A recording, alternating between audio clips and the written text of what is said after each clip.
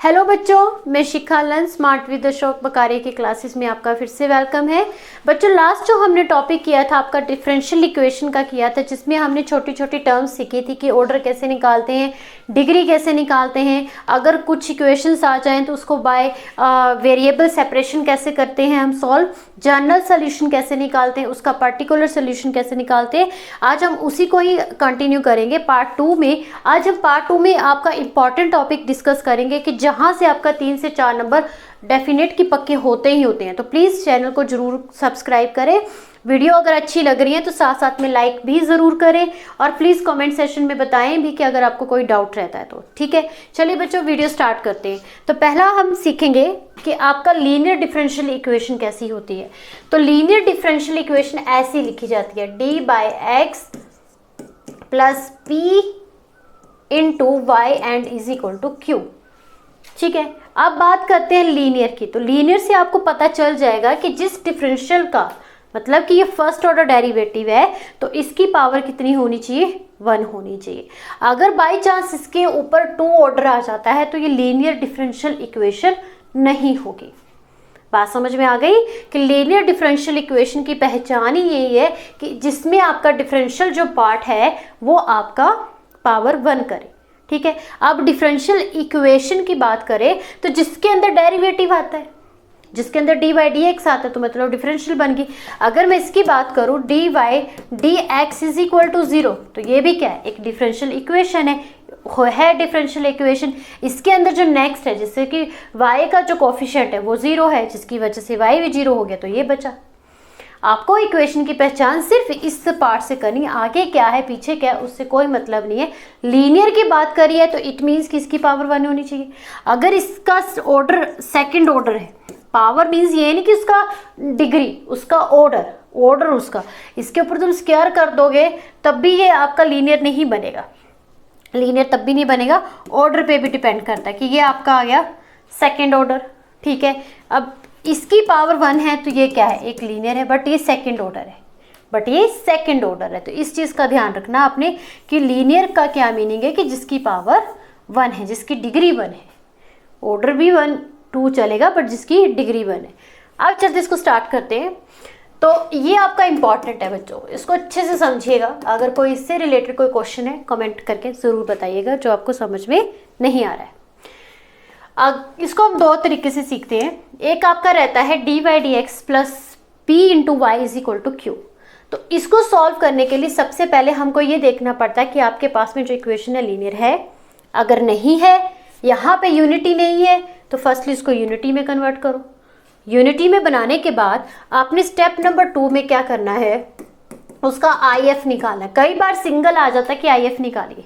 Integrating factor आपका निकलेगा E integrate P into d y.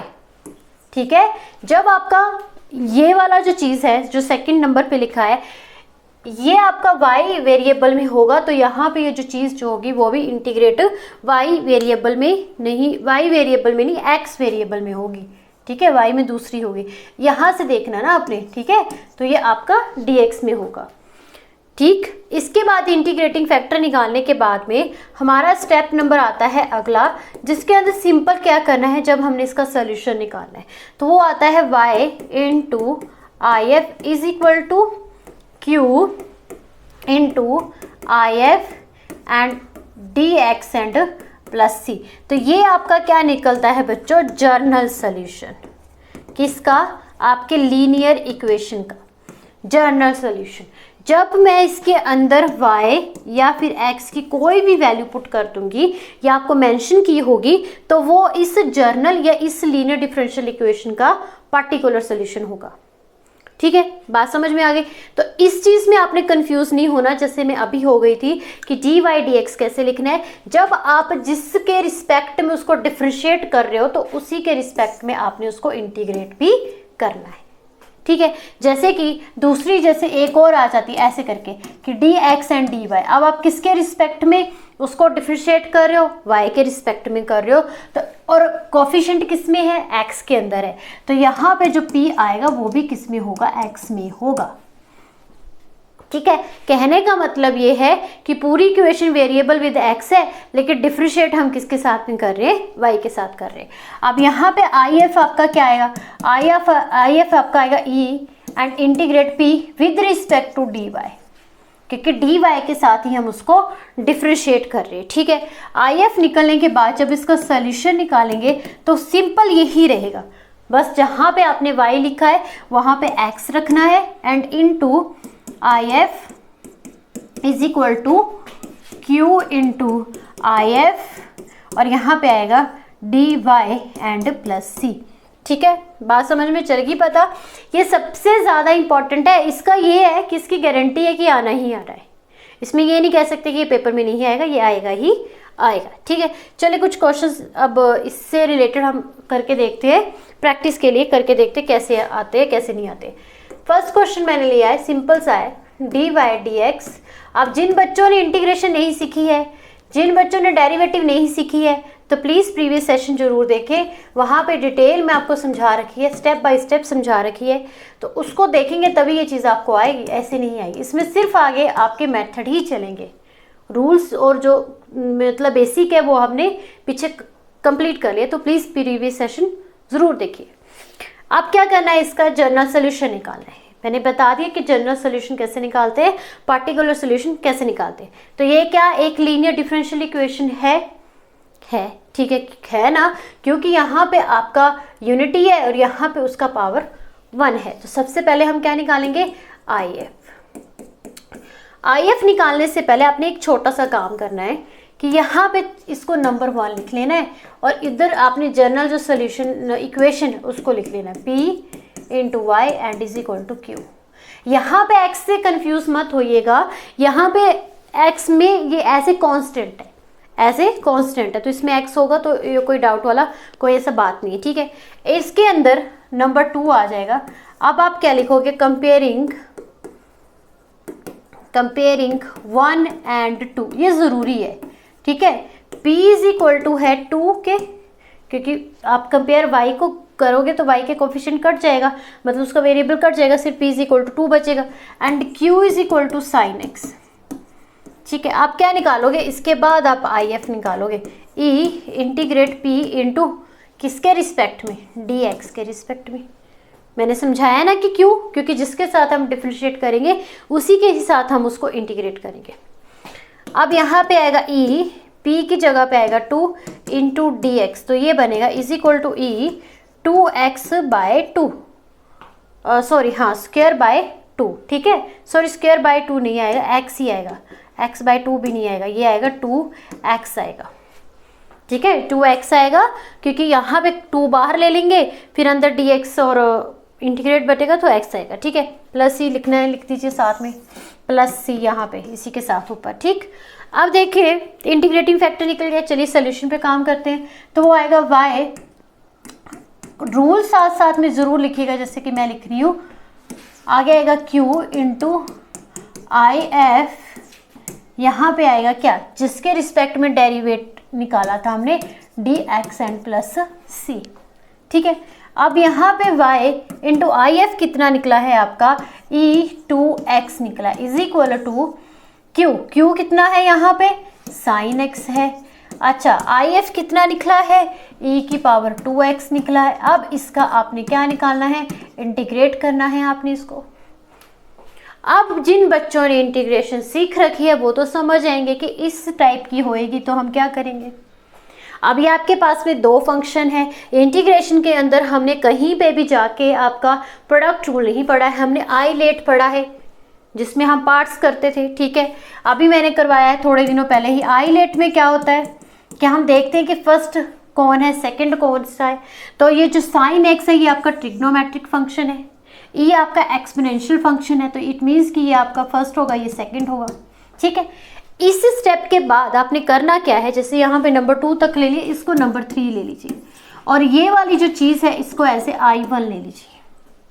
ठीक है, अब हम सॉल्व करेंगे किसको, I1 को। I1 is equal to sine x and into e की पावर 2x एंड dx, क्योंकि साथ साथ में इसको लेके चलेंगे तो बहुत लंबी लाइन बनेगी, तो आपने इसको अलग करके इसको सॉल्व करके फिर इसी के अंदर इसकी वैल्यू को पुट कर देना है। ठीक है, बाय पार्ट्स मैंने बता दिया कि ये आपका फर्स्ट बनेगा और ये आपका नंबर 2 बनेगा, ये नंबर 1 बनेगा और ये नंबर 2 बनेगा। तो क्या था रूल कि फर्स्ट फंक्शन जैसा है वैसा ही रखेंगे, इंटीग्रेट सेकंड को करेंगे, माइनस फिर क्या करेंगे, डिफरेंशिएट करेंगे किसको, फर्स्ट फंक्शन को, है ना, साइन एक्स को करेंगे, और उसके बाद इंटीग्रेट करेंगे किसको, सेकंड फंक्शन को, फिर जो भी रिजल्ट आएगा उसको फिर से क्या करेंगे, इंटीग्रेट करेंगे।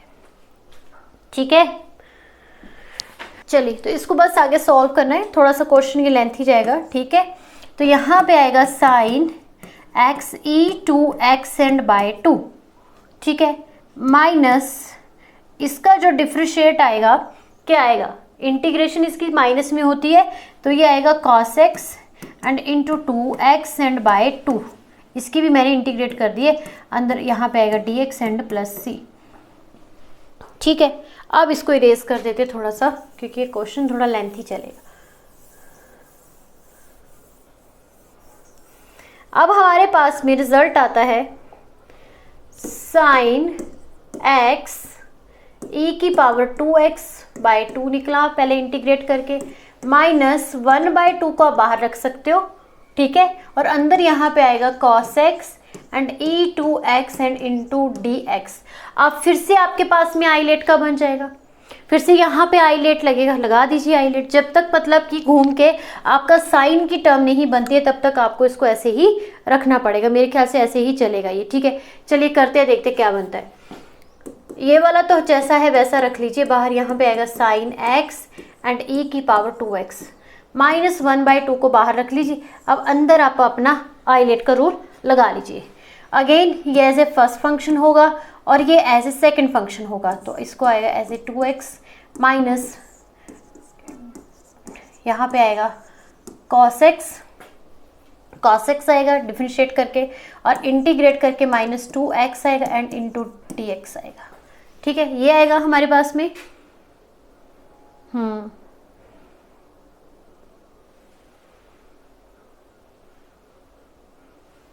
ओके, ठीक है, e2x एंड dx ये ऐसे ऐसे। ठीक, अब यहाँ पे क्या करेंगे, 1/2 साइन x एंड e की power 2x minus 1/2 bracket close cos x and e2x and by 2। ठीक है, माइनस डिफरेंशिएट करके आएगा आपका माइनस का साइन, तो यहाँ पे मैं माइनस लगा रही हूँ, ये बनेगा sign x and e2x and 1/2 मैंने ले लिया बाहर, और ये आया आपका dx।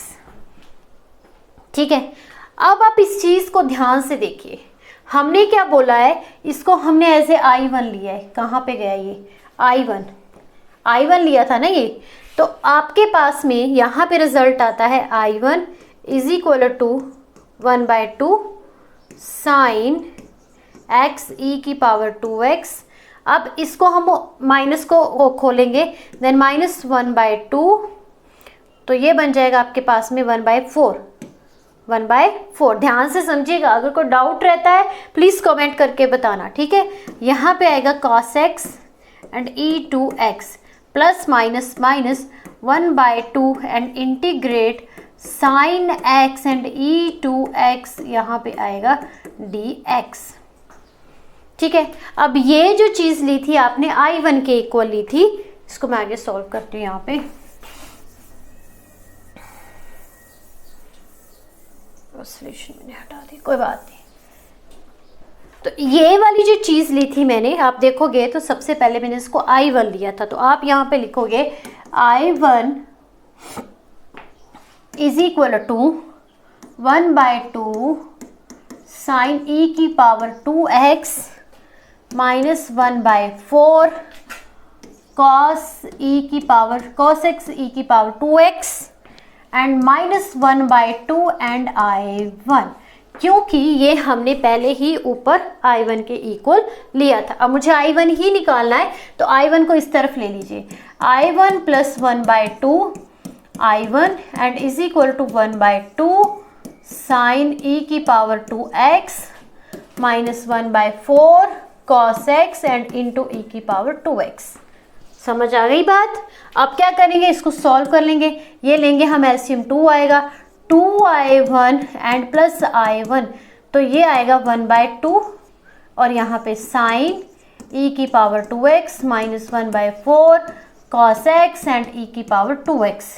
यहाँ पे आएगा 3i1, ठीक है। ये 2 दूसरी तरफ चला जाएगा, ले जाइए इसको दूसरी तरफ तो कैंसिल आउट हो जाएगा।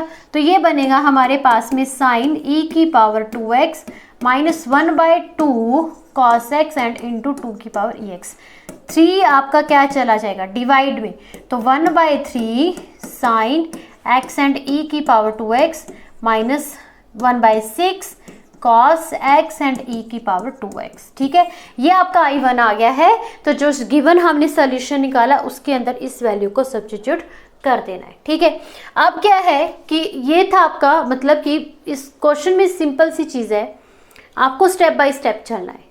ये नहीं है कि आपका कोई कैलकुलेशन कुछ बहुत ही हैवी है, बट आपको स्टेप का ध्यान रखना है कि मुझे इसके आगे स्टेप में क्या करना है, इसके अगले स्टेप में क्या करना है, आईलेट मुझे कहाँ लगाना है। आईलेट मोस्टली ऐसे ही लगता है कि फर्स्ट फंक्शन कौन सा रखना है, सेकंड कौन सा रखना है, उस पर डिपेंड करता है। कई जगह पे जैसे आगे इन जगहों पे क्या रहता है कि जब आपको मेंशन नहीं किया गया कि बाय पार्ट्स ना करिए। देखिए आईलेट मैं आपको बात बताऊँ, आईलेट कब लगता है, देखिए कई जो ऐसी चीज़ें होती हैं, फंक्शंस होते हैं जो डायरेक्ट इंटीग्रेट नहीं होते। जैसे कि हम log x की बात करते हैं, log x की बात करते हैं तो वो डायरेक्ट इंटीग्रेट नहीं होते। उसके लिए हमको एक कांस्टेंट टर्म चाहिए होती है, फिर हम उसको बाय पार्ट्स करते हैं।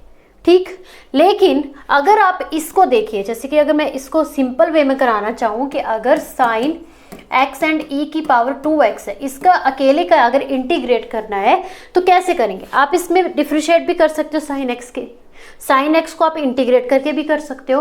तो आप इसको एज ए फर्स्ट फंक्शन लेके एज ए सेकंड फंक्शन लेके भी कर सकते हो।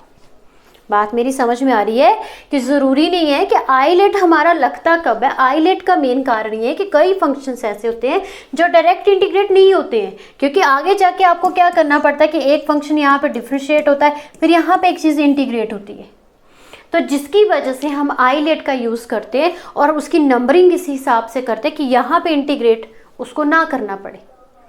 ठीक है, तो आप इसको ऐसे भी कर सकते हो कि पहला आप उसको ले लीजिए, जैसे मैंने क्या किया, स्टेप बाय स्टेप लिया, इसको नंबर 2 लिया, इसको नंबर 1 लिया। तो आप इसको एज ए नंबर 1 भी ले सकते हो, एज ए नंबर 2 भी ले सकते हो, बट आपको अपने दिमाग में ये चीज़ सेट करनी है कि दोनों इंटीग्रेट हो जाते हैं। अगर नहीं होते फिर आपने उसके अकॉर्डिंग चलना है। ओके जी, ये चीज़ मैंने बहुत काम की चीज़ आपको बताई है कि आपका टाइम बचाएगी। अब जैसे इसी को ही मुझे सॉल्व करना है, देखिए तो फर्स्ट ये इजीली हो जाएगा, उसके कंपैरिजन इजीली हो जाएगा। ये क्या आएगा, e2x sine x and into dx and minus derivative निकालना है किसका, e2x का। e2x का डेरिवेशन भी निकल जाता है, इंटीग्रेशन भी निकल जाती है। तो जैसे मर्जी आप इस रूल को सेटअप कर सकते हो, बट डिपेंड करते हैं कि दोनों का होना चाहिए। ठीक है, अब इंटीग्रेट आप साइन x को कर सकते हो, तो यहाँ पे आएगा e2x माइनस कॉस x, ठीक है, एंड माइनस इसको करेंगे तो e2x एंड इंटू 2 मैंने बाहर ले लिया। अब यहाँ पे आएगा तो ये बनेगा आपका minus cos x and into dx, तो ये आपका प्लस बन जाएगा। मतलब इस तरीके से भी आप इसको कर सकते हो, ये नहीं कि एक ही मेथड करना है, दोनों तरीक़ों से कर सकते हो, बट डिपेंड ये करता है कि आपका दोनों का उसका इंटीग्रेशन होना चाहिए। ठीक है, क्योंकि कई जगह पे मैंने एग्जांपल्स देखे जहाँ पे फर्स्ट और सेकंड इसी हिसाब से लिए, तो इसी हिसाब से लिए होते हैं कि किसका निकल सकता है किसका नहीं निकल सकता है। चलिए नेक्स्ट क्वेश्चन देखते हैं हम। नेक्स्ट क्वेश्चन फिर से आपका इसी तरह का है, थोड़ा सा आपको इसमें रूल याद रखना है। मैं बार बार कह रही हूँ, रूल याद रखना है और इंटीग्रेशन को बहुत अच्छे से सीखना है। जिन्होंने नहीं सीखी है प्लीज़ प्रीवियस सेशन जरूर देखिए। मैं आपको गारंटी देती हूँ जो बच्चे प्रीवियस सेशन देंगे बहुत उनको हेल्प मिलेगी। कहीं पे भी ट्यूशन जाने की ज़रूरत नहीं है, बिल्कुल भी पैनिक नहीं होना है, बस बैठ के आराम से कॉपी पेन लेके सेशन देखिए, आपको बहुत हेल्प मिलेगी। ठीक है, अगर आते हैं तो रिवीजन हो जाएगी, नहीं आते हैं जिसको नए सिरे से पढ़ना उसके लिए भी काफ़ी हेल्पफुल रहेगा। अब देखिए इसको फिर से नंबर 1 लेंगे एंड इस फिर से आप जनरल इक्वेशन लोगे, ये वाली क्या थी, and p y and is equal to q and number 2। आप क्या करेंगे, नंबर एंड 2 को कंपेयर करेंगे। कंपेयर करने के बाद p is equal to 3 and q is equal to e minus 2x आएगा। सेम चीज़ वैसे इंटीग्रेटिंग फैक्टर IF निकाली। कई बार इंटीग्रेटिंग फैक्टर ही आ जाता है 1-1.5 नंबर का, और कई बार लेंथी लंबा क्वेश्चन का भी तो चांसेस बनते हैं कि आता ही आता है। ठीक है, देन p जिसके साथ आपने डेरिवेटिव निकाला है उसी के साथ उसको इंटीग्रेट करना है एंड प्लस c, इस तरीके से। ठीक है, यहाँ पे प्लस c नहीं आएगा, इसको बाद में करेंगे। अब देखिए निकालिए e, p क्या है, यहाँ पे 3 है तो ये बने 3x। सिंपल है। अब solution, then y cross integrating factor is equal to integration q and into IF and जिसके डेरिवेटिव में उसी के साथ इंटीग्रेट एंड प्लस c कर लीजिए। क्या देखिए क्या आंसर आता है, क्या आएगा, y आपका आएगा एंड IF यहाँ पे आपने निकाला इनटू e की पावर 3x निकाला इज इक्वल टू q यहाँ पे है e की power minus 2x and into उसकी पावर 3x है p की IF की। ठीक है, IF 3x निकाला है। ओके 3x निकालने के बाद ठीक है 3x ही आएगा। हाँ जी 3x आया। उसके बाद इसको आपने इंटीग्रेट करना है विद रिस्पेक्ट टू dx। इसको सॉल्व कर लें, बेस सेम होते हैं तो पावर क्या हो जाती है, ऐड हो जाती है। तो ये बन जाएगा e की पावर x एंड इसको इंटीग्रेट करना है। मोस्टली इस तरह के जो क्वेश्चंस आते हैं बड़ी ज़्यादा आपको हैवी इंटीग्रेशन नहीं आएगी, सिंपल सी आएगी, इस तरह से आएगी। मतलब ये कि बड़ा ही कम चांस होता है कि आपको बहुत ही बड़ी आ जाए, जैसे कि हमने पिछला क्वेश्चन करा है, बट मोस्टली सिंपल सी आती है। ठीक है, अब क्या है y and e3x and is equal to e x and x के coefficient is equal to 1 then over 1 and plus c। अब इसको सिंपलीफाई कर लीजिए, y e3x and minus ex and is plus c is equal to c something कुछ भी लिख लीजिए। बस ये आपका क्या आ गया, सोल्यूशन आ गया। ठीक है, ये आपका क्या आ गया, जर्नल सॉल्यूशन। पार्टिकुलर सॉल्यूशन कब आता है, जब मुझे ये दे दिया हो कि when y is equal to 1 put करो and x is equal to 0 put करो, तो जो सॉल्यूशन आएगा वो मेरे पास में पार्टिकुलर सॉल्यूशन होगा। ठीक है, एक क्वेश्चन हम पार्टिकुलर सॉल्यूशन का भी जरूर करेंगे कि ताकि आपको पता चल जाए कि किस टाइप का क्वेश्चन जो वो बनता है। dy dx plus 2y tan x and is equal to sine x। ठीक है, तो जब तक आपको x एंड y के पॉइंट नहीं दिए होंगे तब तक तो ये जनरल सॉल्यूशन में ही चलेगा।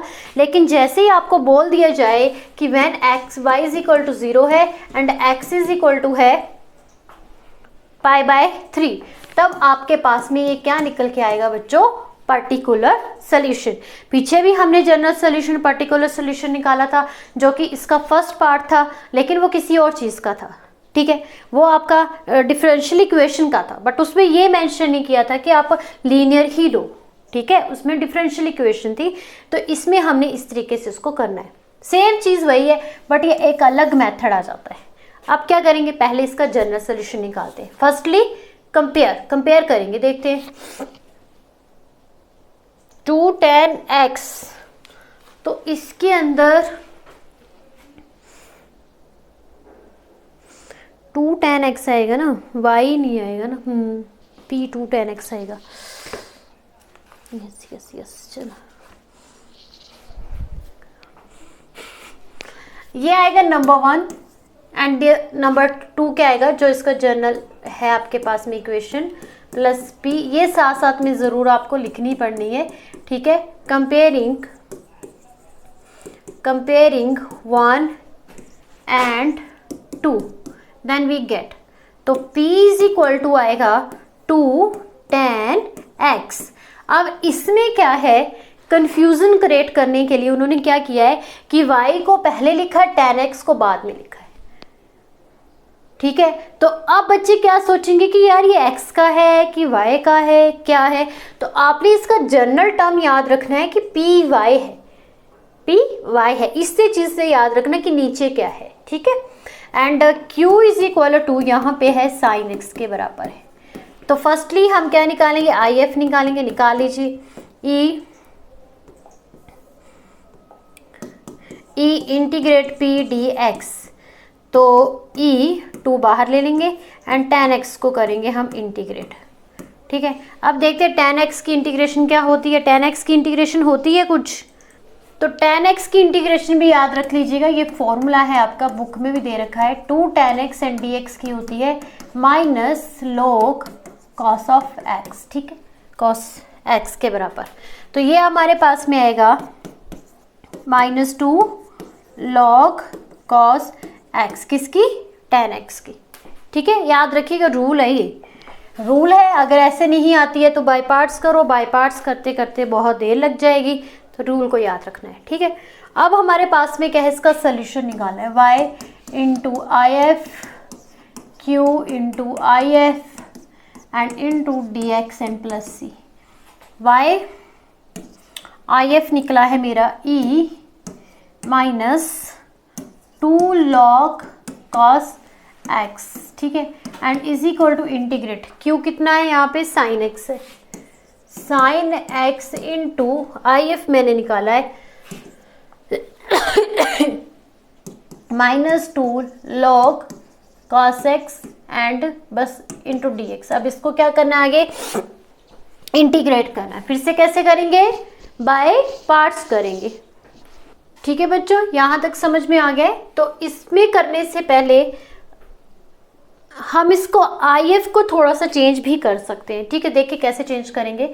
हमने रूल पढ़ा है कि log n एंड m होता है। ठीक है, मीन्स कि log m की पावर n, तो हम इस चीज को पहले फर्स्टली कन्वर्ट कर लेते हैं। ये बन जाएगा आपके पास में log cos x -2 बन सकता है ना ऐसे, क्योंकि ये इस तरीके से लिखा जाएगा -2 log and cos x। Mode से कंफ्यूज नहीं होना कि मोड क्या है, बट इसको इस तरीके से हम उसको चेंज भी कर सकते हैं।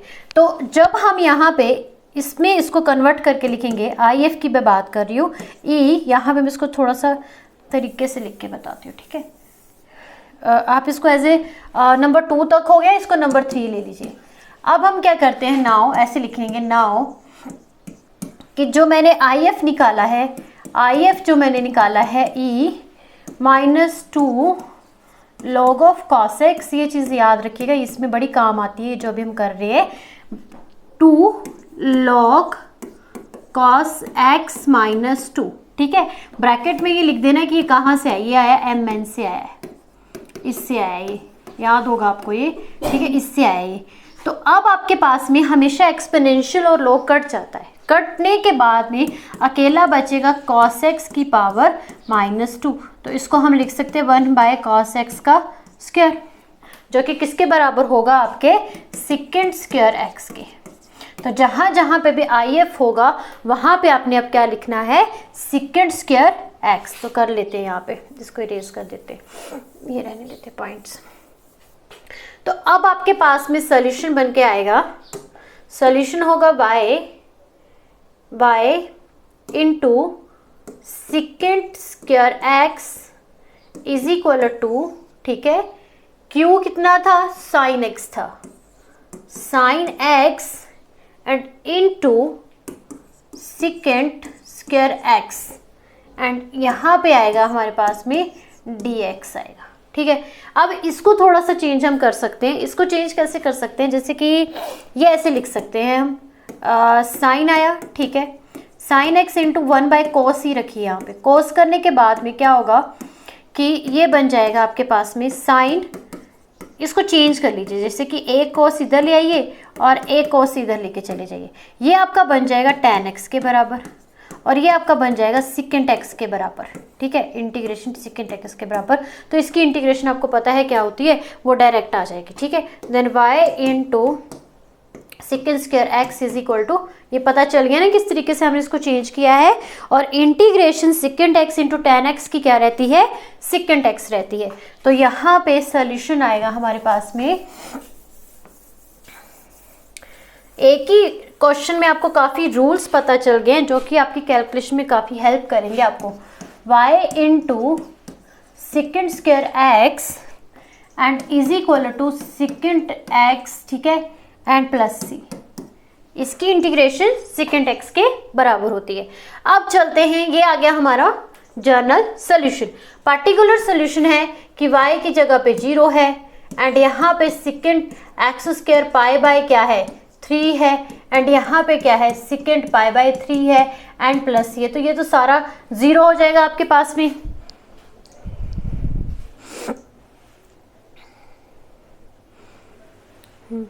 ठीक है, सारा 0 होने के बाद इसकी वैल्यू आपको पता है कि -2 होती है, -2 प्लस सी, -2 प्लस सी नहीं 2 आती है, माइनस तो नहीं होती, +2 is equal to 0 and c is equal to -2। तो ये सी आ गया, बाद में आपने सी यहाँ पे सब्स्टिट्यूट कर देना, मे बी आपका आंसर ऐसे ही आएगा आपका आंसर सी को पुट करके। ठीक है, तो क्या करना है कि सी को आपने यहाँ पे पुट कर देना है, यहाँ पे जो आपने जनरल सोल्यूशन निकाला है ये आपका पर्टिकुलर सोल्यूशन है, ये आपका पर्टिकुलर सोल्यूशन है। जो सी मैंने निकाला है इसको हम कहेंगे कि ये पर्टिकुलर सोल्यूशन है। ठीक है, लेकिन अगर आपको मतलब कि एरिबिट्री कांस्टेंट को रिड्यूस करके निकालना है देन वाई यहाँ पे आएगा sec square x is equal to sec x and -2। तो ये आपका रिक्वायर्ड सोल्यूशन है जिसकी उसने डिमांड की है, ये आपका पर्टिकुलर सोल्यूशन है, ये आपका जर्नल सोल्यूशन है। ठीक है, ये आपका जनरल सोल्यूशन है। जब आप सी की वैल्यू पुट कर दोगे तो वो मतलब कि आपने कांस्टेंट वैल्यू पुट कर दी है तो यहीं तक आपका जो स्टॉप हो जाएगा, इसके आगे आपका इंटीग्रेशन नहीं चलेगा। ठीक है, बट जब आप सी ही निकालोगे तो वो आपका पर्टिकुलर सोल्यूशन होगा। ठीक है, तो बच्चों आज के लिए इतना ही। अगर वीडियो अच्छी लगी है प्लीज़ लाइक कीजिए, अगर कोई डाउट है तो प्लीज़ कमेंट करके हमें बताइए। हम पूरी कोशिश करेंगे कि आपके एग्ज़ाम की तैयारी हम अच्छे से करवा सके, और प्लीज़ चैनल को भी सब्सक्राइब करें क्योंकि आगे जो भी वीडियोज़ आएंगे आपके पेपर के रिगार्डिंग बहुत इंपॉर्टेंट रहेंगी। तो थैंक यू फॉर वॉचिंग।